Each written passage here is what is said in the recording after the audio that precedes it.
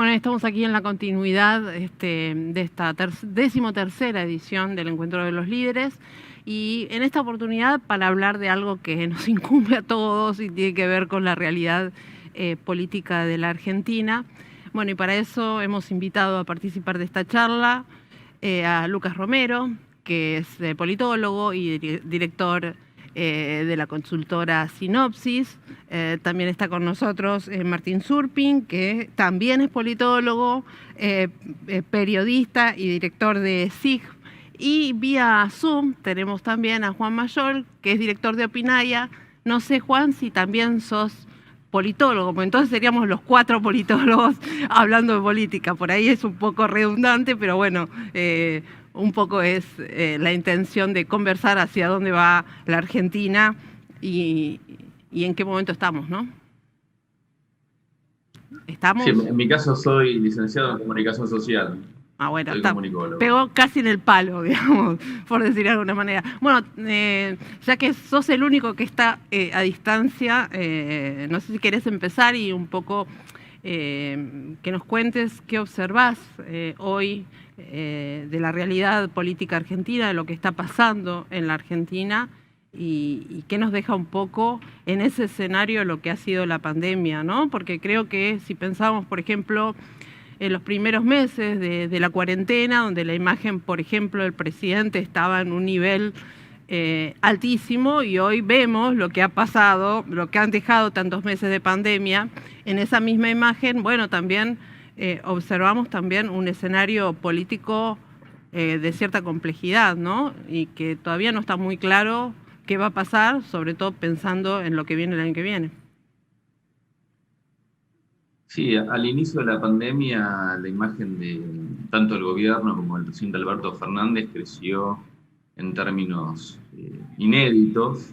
Obviamente ante una situación inédita hay una necesidad de la sociedad también de columnarse detrás de las decisiones de sus gobernantes, y esto significó un amplio respaldo al gobierno, que logró captar no solo a su núcleo de apoyo original, a aquellos que después, dentro de ese núcleo hay que analizar qué matices hay dentro de ese núcleo, porque también dentro de ese núcleo había un fuerte sesgo, digamos, de crítica y de rechazo al gobierno anterior.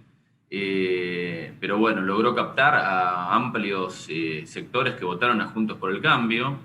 Las medidas sanitarias inicialmente se mostraron como una gestión exitosa, y esto llevó en los niveles de imagen del presidente en torno al 75%. Posteriormente empezaron a aflorar las críticas sobre el enfoque gubernamental, los problemas económicos obviamente que sucedieron como consecuencia de la pandemia. Después cada sector social o relacionado con una afinidad de un sector político o del otro le puso una lupa propia a esas problemáticas que fueron surgiendo. Los sectores más afines al gobierno rescataron las medidas de contención social, que no hubo una crisis social grave en los sectores más vulnerables.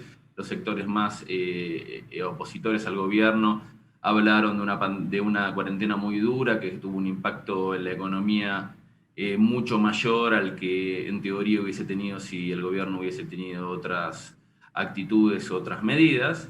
Y hoy encontramos que el nivel de imagen tanto del gobierno como de Alberto Fernández está en sintonía con principios de año.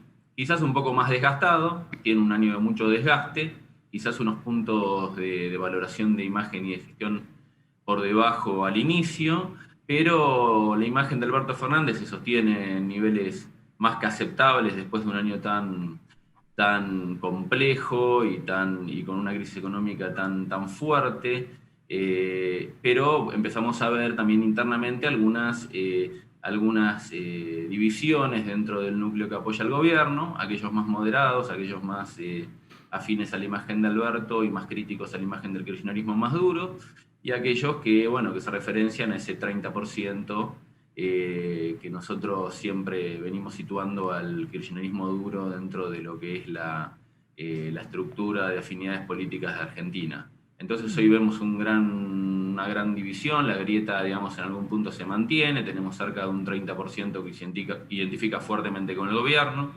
tenemos cerca de un 30%, quizás un poco menos, que se identifica fuertemente con Juntos por el Cambio y tiene, digamos, de algún modo un piso electoral de cara al año que viene.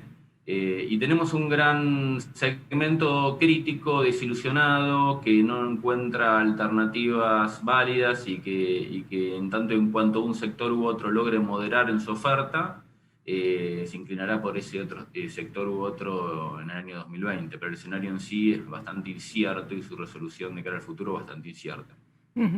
¿Y podemos plantear una nueva grieta, Lucas, de moderados? Hoy, digamos, se puede hablar de una grieta de esas características, o qué rol podrían jugar los moderados, porque me parece que la grieta, en los términos que la vivimos en 2019, no es la misma situación, por lo que decía recién Juan, respecto de un sector que aparece, que está disconforme y que todavía me parece que no encuentra una articulación política en los canales tradicionales, ¿no? ¿Qué rol pueden jugar los moderados en ese escenario? ¿Si pueden absorber adhesión de esos sectores o no? A ver, clave. Digo, la configuración del escenario se va a determinar por la forma en que la dirigencia política administre las demandas de ese electorado más centrista, más moderado, menos ideológico. Y yo soy de los que creen que los procesos políticos están fuertemente condicionados por los resultados electorales, o sea, son los que definen el escenario, son los que determinan el escenario, y si nos vamos al último proceso electoral, nos dejó un escenario configurado en dos grandes coaliciones. Exacto. Eso significa que, digo, ese escenario, la competencia entre esas dos coaliciones, no se da en los extremos. Las coaliciones no crecen hacia los extremos, crecen hacia el medio, imponiéndose sobre la otra coalición en la seducción de los electorados más moderados. De hecho, la resolución de la elección de 2019 se explica por esos motivos. La oferta electoral del Frente de Todos logró ensanchar la base de simpatías que tenía Cristina Kirchner con un candidato más moderado que sedujo un electorado que estaba siendo crítico de lo que había sido la gestión que por ahí de en Macri. 2015 acompañó la postulación de Macri. Bueno, ese electorado, que quizás es el minoritario del Frente de Todos, del 48,2% que sacó Alberto Fernández, no son la mayoría, son estratégicos. Porque claro, el presidente necesita retener ese apoyo moderado para volver a ser competitivo en la elección. Y del otro lado, son los electores que hay que reconquistar, porque como bien dijo Juan, probablemente gran parte de esos votantes han sido votantes de Juntos por el Cambio en 2015. Entonces, la forma en que digamos, los actores seduzcan a esos votantes va a ser determinante para entender qué escenario electoral nos vamos a encontrar el año que viene. Y Martín, en ese esquema, ¿no? Digo, en ese objetivo de seducir a ese electorado estratégico que mencionaba recién Lucas, y que parece inclinarse más por los candidatos moderados. De hecho, lo marcan las encuestas de imagen, ¿no? La figura, por ejemplo, creciente de Larreta, la del propio Alberto Fernández. ¿Qué rol o qué papel juega la creciente interna que también mencionó Juan recién dentro del oficialismo, ¿no? Esta pugna que hay con Cristina Fernández, que la vimos los últimos días, la palpamos la semana pasada durante la despedida de Diego Armando Maradona. Digo que después, si quieren, podemos hacer un paréntesis para hablar de eso, pero digo, ¿eso cómo altera esa necesidad y ese plan de seducción que puede llegar a tener el presidente? Sí, en realidad, yo digo, hay que entender todo como un proceso. La elección de 2019, como decía Lucas, marcó una antinomia, que fue la que se terminó definiendo por casi el total de los votos. Luego se van reconfigurando los espacios, sí, tanto de un lado como del otro, de las dos coaliciones, y hoy en día, si bien mantienen ese núcleo duro, hay como cierto rechazo a esas posiciones más extremas. Entonces, nosotros, por ejemplo, en una de las últimas encuestas, lo que más creció dentro de los votantes de ambos extremos es el ninguno. Yo no sé si hay una capitalización todavía de Horacio Rodríguez Larreta, que sin dudas, dentro de Juntos por el Cambio, es el que tiene mejor imagen, por lo menos de los que están hoy en día haciendo declaraciones y presentándose. Mauricio Macri no termina de representar lo que representaba antes o una posición de liderazgo. Y Cristina Kirchner, por su lado, es lo mismo, es el ejemplo o es la ejemplificación más grande de la grieta. Cuando nosotros preguntábamos hace 2 meses, sacamos una encuesta justamente de la grieta, quién representaba la grieta, tanto de un lado como del otro, como en el centro, el 45% de los votos, o de los que De las contestaron, opiniones, sí. decían que Cristina Fernández de Kirchner. Seguida Más que de Macri, por ejemplo. 14% Macri y después Ajá. los medios de comunicación. Hoy Cristina Kirchner representa más la grieta porque mantiene esa posición radicalizada que ahora, por ahí se está viendo un poco más en Patricia Bullrich, en el mismo Mauricio Macri, y que Horacio Rodríguez Larreta está de alguna manera intentando o trabajando para volcar al electorado, como decíamos antes, centrista o estratégico, hacia su propia figura. Pero bueno, cada uno dentro de su coalición tiene que, obviamente, trabajar para marcar posición. Ujú. Juan, ¿qué opinión te merece la construcción que está haciendo justamente Rodríguez Larreta dentro y el posicionamiento político que tiene, sobre todo en las últimas semanas donde se ha agudizado de alguna manera el conflicto político con la Administración Nacional, con, digamos, la discusión por el tema de los fondos de la coparticipación porteña, de los fondos de la policía de la ciudad? Digo, hay como un intento del gobierno parece de querer subir a Larreta a una pelea, ¿no? ¿Qué pasa con Larreta? Bueno, Larreta fue el dirigente que más capitalizó en términos de exposición pública, apariciones públicas firmes al mismo tiempo, porque digamos, su electorado le reclama firmeza, pero moderación a la hora de expresar las diferencias. El crecimiento tanto de Alberto Fernández como de Larreta al inicio de la pandemia, que fueron dos de los tres que aparecían en todas las conferencias de prensa, Kicillof era el otro, Kicillof no lo capitalizó porque está muchísimo más asimilado al kirchnerismo duro, entonces ningún votante de Juntos por el Cambio logró migrar a tener una buena imagen del gobernador de la provincia.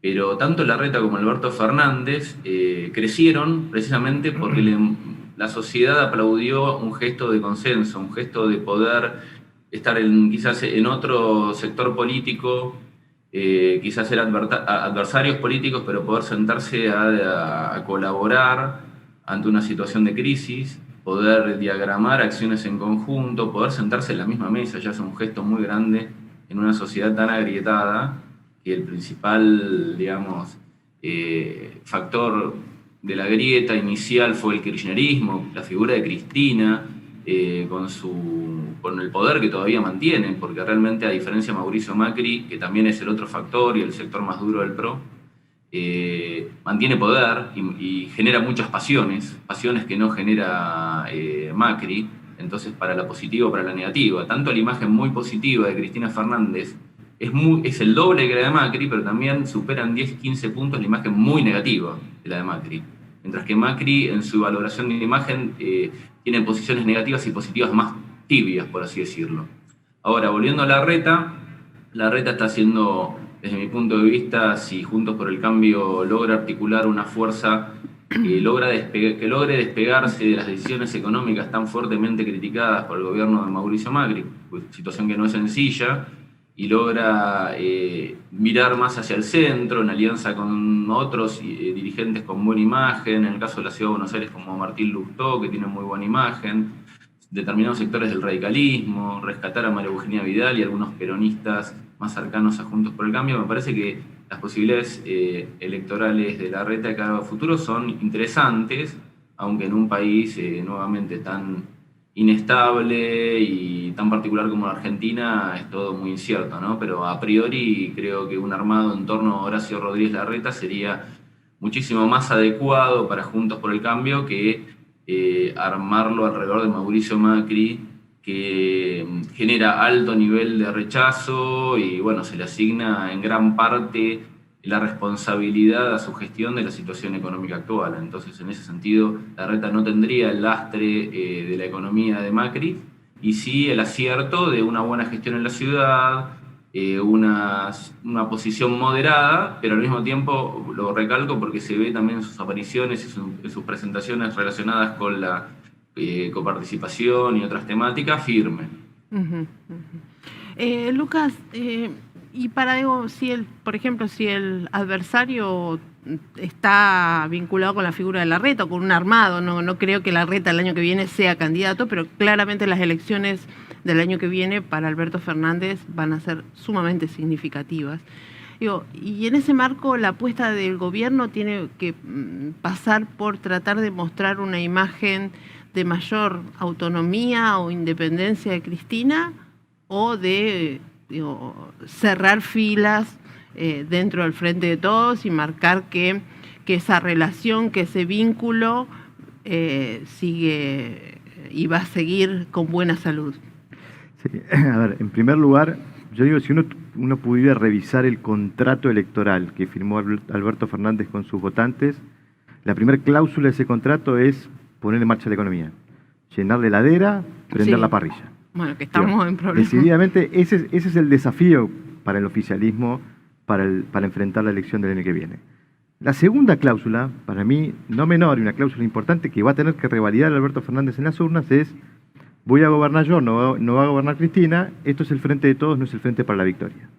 Yo creo que esas dos cláusulas van a estar puestas sobre la mesa en discusión a la hora de refrendar el apoyo de los votantes que lo eligieron presidente y que lo van a tener que volver a elegir al espacio, digamos, en la elección de medio término.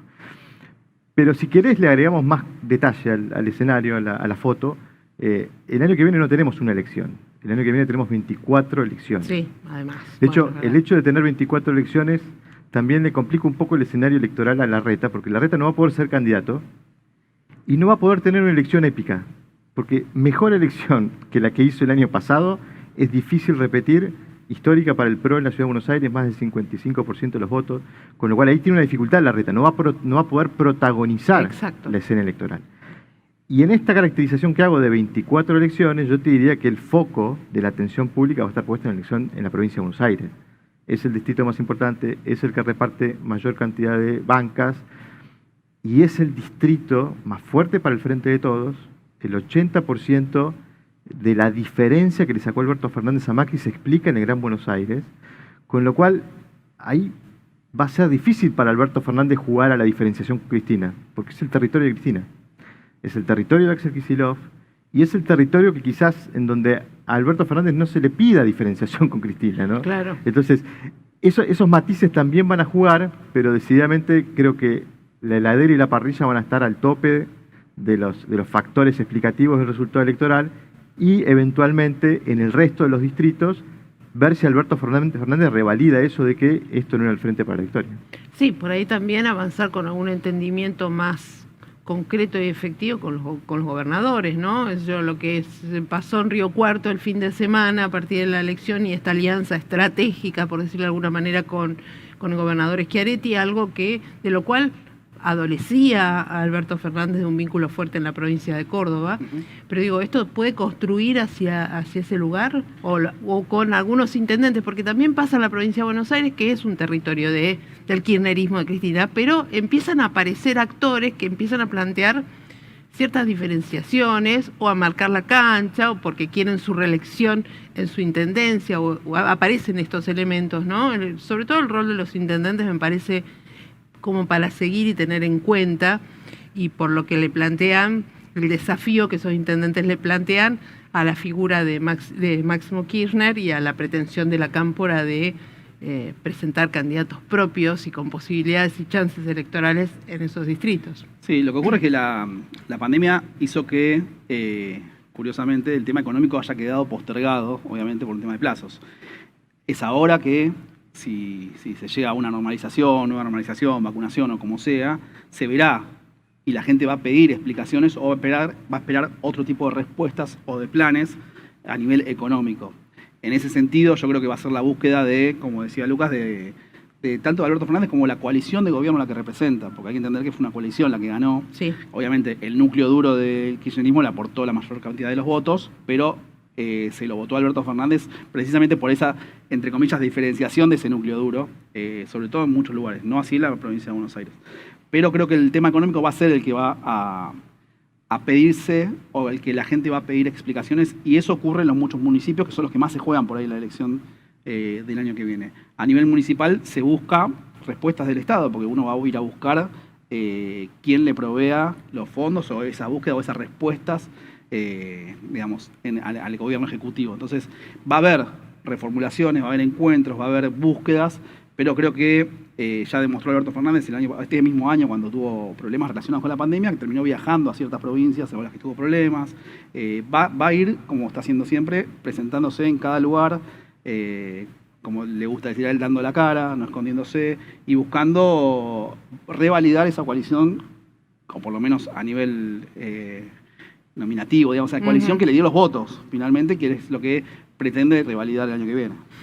Juan, ¿crees que se van a mantener el esquema de convocatoria a las PASO el año que viene? Porque hay varias presentaciones de algunos gobernadores, declaraciones públicas planteando la necesidad de la suspensión con el argumento de la pandemia, ¿no? ¿Es posible esto?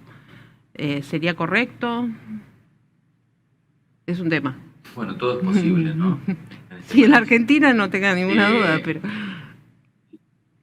Y claramente, bueno, modificar las reglas de juego elección tras elección, dependiendo de la conveniencia de la elección de turno. Me parece que la PASO siempre funciona como un factor que potencia las ofertas opositoras, sobre todo cuando no hay un consenso sobre quién tiene que ocupar el lugar de candidato. El oficialismo siempre tiende a estar más ordenado desde el poder.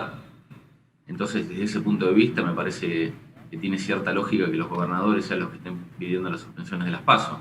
¿Por qué? Porque acá vemos también otros sectores políticos que pueden dañar un poquito más a Juntos por el Cambio que al gobierno. A priori vemos que quizás después caen con el correo de las encuestas, pero a priori vemos algunos sectores quizás vinculados más con el sector más liberal, sí, que le pueden sacar unos puntos que pueden ser claves en la provincia de Buenos Aires, donde coincido plenamente con lo que decía Lucas, es el territorio del oficialismo, y es donde a priori, si nosotros vemos los distintos indicadores, partiría con las mayores chances de ganar el oficialismo. Entonces, bueno, desde ese punto de vista, que no haya PASO favorecería al gobierno. Desde mi punto de vista, bueno, hay que ver cómo sucede todo esto, pero bueno, yo creo que no es saludable cambiar los parámetros de las elecciones, elección tras elección, ¿no? Lucas, no puedo dejar de preguntarte o pedirte una reflexión sobre el impacto no solamente social, sino político también de lo que ha sido el adiós a Maradona y esta intervención tan fuerte que ha tomado, ese rol tan fuerte que ha jugado el gobierno para de alguna manera adueñarse de la despedida, y que, bueno, con resultados tan casi bochornosos, ¿no? Yo creo que el éxito político, las más de las veces, depende de la forma en que se administra con éxito los condicionantes de la realidad. No todos pueden hacer lo que desean. La dirigencia política, el político termina haciendo lo que puede, administrando condicionamientos de la propia realidad que le impone.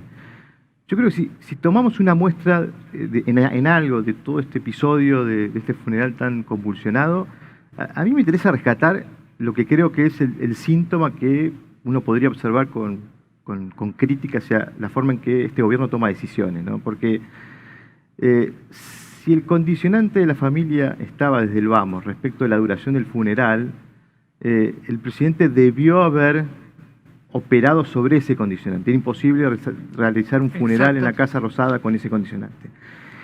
¿Y por qué digo que es un síntoma de cómo este gobierno toma decisiones? Porque yo creo que, digamos, si uno repasa lo que ha sido este año de Alberto Fernández, uno ve allí un liderazgo de tipo consensual. Este parece ser un presidente que permanentemente quiere estar tomando decisiones en consenso. Y no siempre las decisiones se toman en consenso. Hay veces que el poder se ejerce imponiendo. Y creo que es un ejemplo más de cómo a veces, digamos, el tipo de liderazgo consensual sobre una realidad que te impone muchos condicionantes termina fracasando. Y si uno extrapola esto un poco a lo que ha sido la gestión del gobierno en muchos aspectos, quizás se encuentre esa falla, ¿no?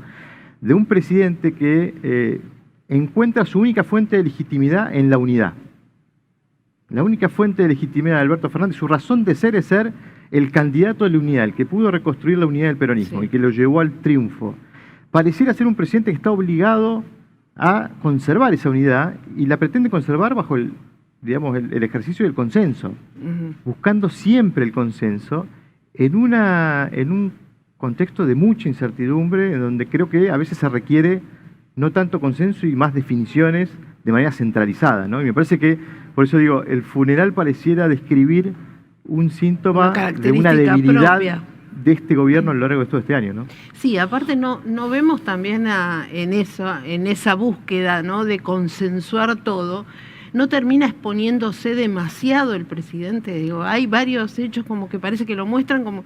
¿Y el gobierno quién es? Alberto Fernández. No hay como un funcionario, un registro del resto de los colaboradores del gabinete, digo, con capacidad para asumir por ahí una comunicación importante, relevante. Es el único que garantiza esa unidad, el único que puede expresar una voz de todos dentro de esa coalición tan heterogénea, y eso también los lleva a exponerse mucho más, sí, totalmente. Sí, yo le agregaría al consenso la palabra equilibrio, que es algo con lo que tiene que jugar. Y claro, el consenso lo obliga a estar haciendo equilibrio todo el tiempo. Y quizás en los momentos en los que el consenso de la gente estuvo al principio de la pandemia, o en la gran mayoría que estaba llorando a Diego Armando Maradona, se termina de romper a nivel político primero, con las expresiones luego de lo sucedido. Entonces ahí es donde vuelve la grieta como, entre millones de comillas, como negocio político. En la capitalización o la búsqueda de capitalización para con un presidente que va a continuar tratando de hacer equilibrio, creo yo, por lo menos en adelante seguro. Y perdón, y te agrego algo, Martín, interesante también el foco esto de los equilibrios. A veces naturalizamos el Frente de Todos 3 meses antes de la primaria de 2019 no existía. No, 18 o sea, de mayo. Está gobernando una coalición que 3 meses antes de la elección no existía. Esto habla un poco también de las dificultades que plantea esta propia coalición a la hora de gobernar y de entender cómo Alberto Fernández puede conducir el proceso. Sobre todo cuando tenés en el medio una figura tan fuerte y excluyente como Cristina Fernández. Totalmente. Por eso digo, me parece que a lo largo de todo este primer año de gestión el foco estuvo muy puesto en la propia coalición de gobierno y en cómo la coalición de gobierno toma decisiones. Perfecto. Juan, Lucas, Martín, muchísimas gracias por acompañarnos aquí en esta nueva edición del Encuentro de los Líderes del Cronista. Y bueno, y ahora los dejo con Florencia Pula, que bueno, va a hablar de una charla con mujeres para cerrar justamente este último encuentro del diario. Gracias.